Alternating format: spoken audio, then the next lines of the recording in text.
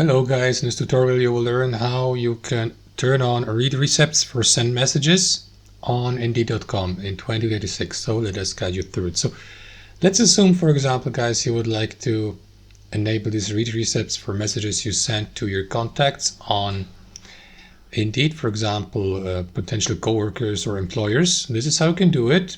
Head over to Indeed, log into your account and click into your profile icon and select My Settings here, or Settings simply. Navigate to Communication Settings, and here at the bottom, guys, the lowermost option will be Show Read Receipts. So when you turn this on, people who receive messages from you, the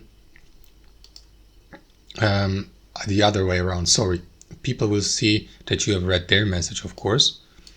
And you can, of course, also disable that if you don't want to send this read receipts. But if you do that, guys, it's like on WhatsApp. Your contacts will see these check marks in your messages center that you have read the given message. And that's it. Thanks for watching, and I'll see you next time.